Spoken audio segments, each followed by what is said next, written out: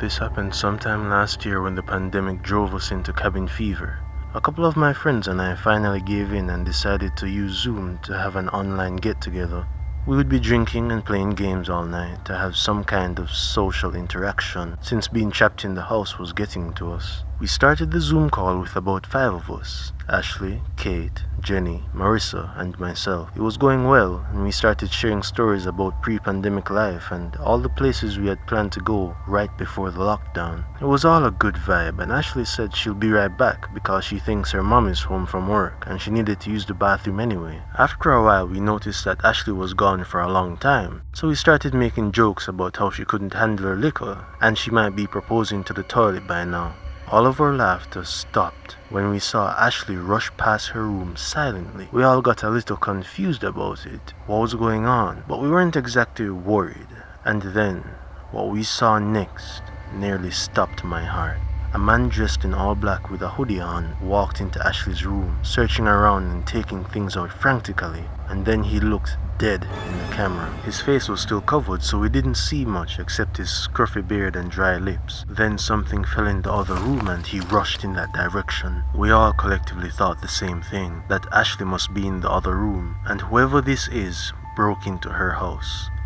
We called the police, her mom, and told Kate's dad because he was in law enforcement and maybe he could get there faster than if someone had to be dispatched. For maybe 2 minutes straight, there was no movement on the camera. We couldn't talk. The liquor had worn off by now, and we were all sober and anxiously waiting for any sign of what was going on. That's when we saw Ashley run into the room and tried to close the door. She pushed with all her force, screaming, "No, leave me alone. Just take what you want and go, please." She fought as hard as she could, but the man was too strong for her. He forcefully pushed the door in, and Ashley fell to the ground, hitting her head. He tried to grab her as she dug her nails into the wooden floor. She tried grabbing anything that could possibly help. She grabbed her sheet, dragging everything off her bed until finally she grabbed a textbook and hurled it dead center in his face. Grabbed his nose out of pain and screamed, "You bitch!" Then held her down and seemed to try taking her clothes off. She fought viciously and scratched him in his face. I think at that point he decided it was the last straw. He started slamming her head into the floor. Then her body went limp.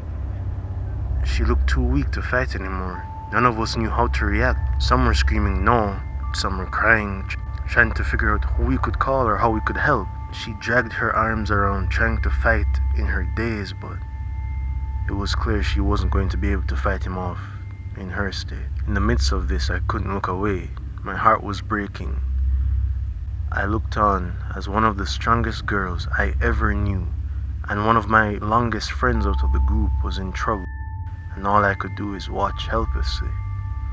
My eyes got clouded with tears, and I took maybe 2 seconds to wipe it. By the time I looked back up, that was Ashley's dad barging into the room, dragging the man off by his hoodie. The man tried to fight, but Ashley's father could not be stopped. The man tried to run, but her father tackled him to the ground, beating him as he screamed for his life. I didn't know how to feel because I could still see Ashley in the corner not moving.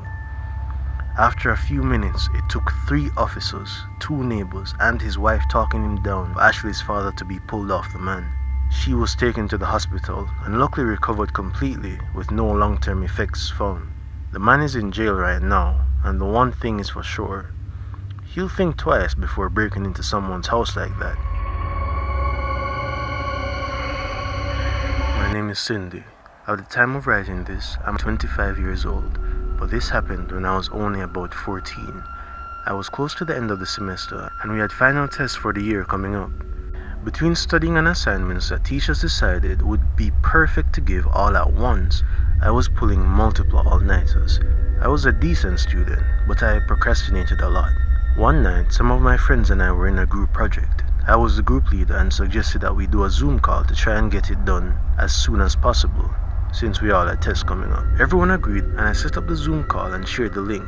Originally, it was 8 of us in the group project, but Zach was going to be away from Wi-Fi and asked if we could tell him what to do after the meeting, and he'll get his part done as soon as possible. He was always a hard worker, so none of us gave it a second thought, because he was pretty reliable. We started the Zoom call, and it's all going well, better than I hoped actually. Everyone was actually pulling their weight and contributing. I guess everyone agreed with me that we should try and get it done all in one night, just get it out of the way. It was going well, and I guess too well, because when we were almost done, someone extra joined the group chat with a number instead of a name. Of course, we all assumed it was Zach, only because he was the only other person that should have the link to our group meeting. He typed "Hey" in the chat and was quiet as we told him that we were almost done and we were about to wrap it up. Then, things got weird. He turned on his microphone and just kept breathing heavily into it. We tried to tell him to turn it off because it was distracting and we're almost done. He never responded, so I closed his mic as the host. He did it again, and this time I told him it isn't funny. We need to get this done as soon as possible, and you're hindering the others who actually want to work. It was all very strange behavior for Zach. The third time he did it, he had loud music in the background, so I told him to open his camera because I wanted to look at him while I'm talking to him. And he did, but it wasn't Zach. It was this old, wrinkly, fat man with big glasses, yellow teeth, and a blank look on his face. He turned on the music and said, "I'm coming for you, Cindy Hathaway." I froze because my full name isn't anywhere on Zoom.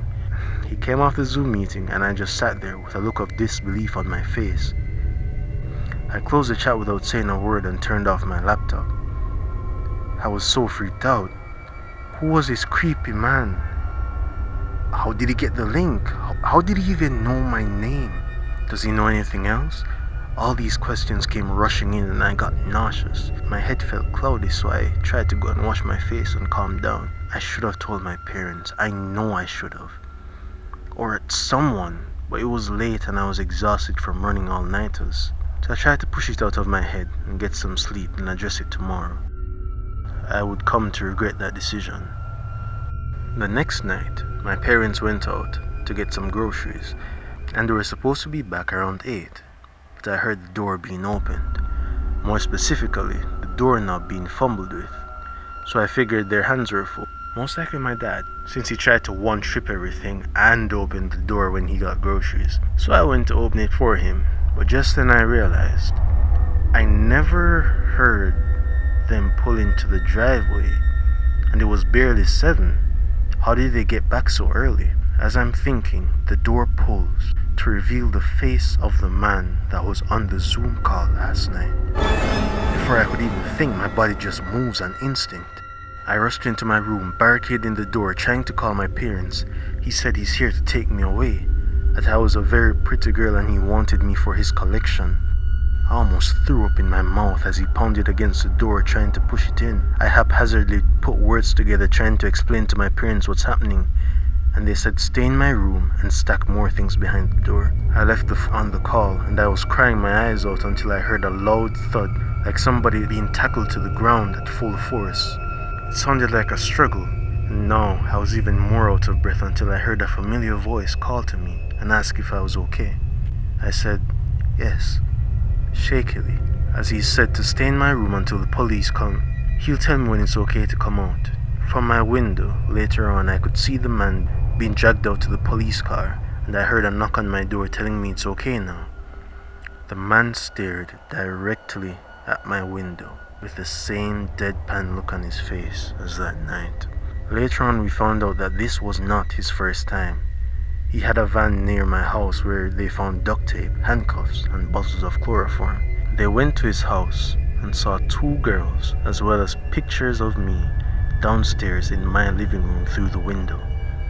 There was also pictures of other girls, some who I heard were never found to this day. Who knows what would have happened if he caught me too, but I'm at least glad that those 2 young girls are safe. This happened last year during the peak of the pandemic. We were on lockdown, so there wasn't much to do except Netflix. The only interaction I really got during the day were from Zoom calls with my friends, because both my parents still had to be going to work, which was nice at first to have the house all to myself, but then it got really repetitive really quickly, especially with me not being able to go any of my usual places I would during a spring break or summer vacations. Some of my friends and I decided to play a couple games to pass the time. During the gameplay, late one night, one of my friends, Michael, kept calling my name and I got annoyed. So I said, "What, dude? You're distracting me from the game." And he said, "I'm being serious. Move very calmly. There's someone in your closet." At first, I was going to react and say, "Oh, really? Well, if you're in my closet, do you want the next game?" But there was something about the way that he said it that made me believe him. So I calmly said, "Cool, bro. I'll cover you. Just tell me what you see." He said he saw a hand on the closet door and it opened slightly. He couldn't make out a face or anything. By the way my room is set up, the computer faces the closet. So that's the only light source Michael had to see anything in my room. Eventually, the other 3 friends on the call said they see it too. I could feel a chill run down my spine because I wasn't sure what to do. If I run, but don't make it in time, then he might catch me, and I have no idea what kind of lunatic is in my closet. My room wasn't very big, so there wasn't a whole lot of running space, and the closet was actually before the door, so I would have to pass it on my way out.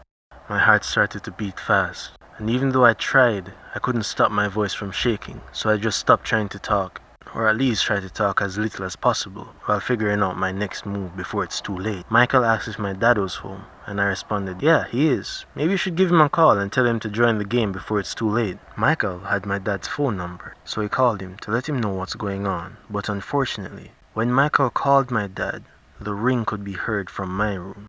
I can only assume that the man figured out what was going on, as my friends all shouted things along the lines of, "Run! He's right behind you!" I leapt out of my chair as he rushed me. I do have some martial arts training, not a ton, but enough to get somebody in a hole. He smelled horrible, almost like rotting flesh. His hair was patchy, not like balding, more like shaven or straight up pulled out. I threw the guy to the other side of the room, and out of the corner of my eye, I saw him pull out a knife, and I ran to my father's room. I could hear his footsteps following closely behind me, with strange screaming and noises. But he wasn't running properly. It was almost like he threw his body in the direction he wanted to go. I felt his hand barely graze my shirt as I made it around the corner to my father's room. Luckily, he already got the rundown from Michael, and was prepared with his bat in hand. We locked the door, and he already had the police on the phone. Banged his head against the door, making snarling sounds as he continued. Eventually, the thuds got louder, and from the shadows, it seems he started throwing his whole body against the door. Madman! He kept mumbling nonsense and started scratching at the door until he just stopped. And he stayed still with his feet still facing the door.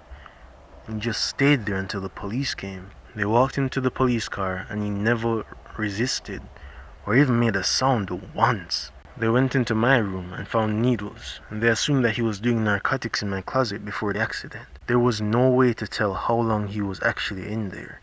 Could have been hours or even a few days. The scariest part of the night would be that by that time, I would usually be asleep. So if I wasn't playing games with my friends, there's a chance this could have ended very differently. The police searched for signs of where he could have broken in. Apparently he tampered with one of the windows in the kitchen and snuck in after pushing his hand and pulling the back door. To this day, Michael is still one of my closest friends, and I'm grateful to him for that night.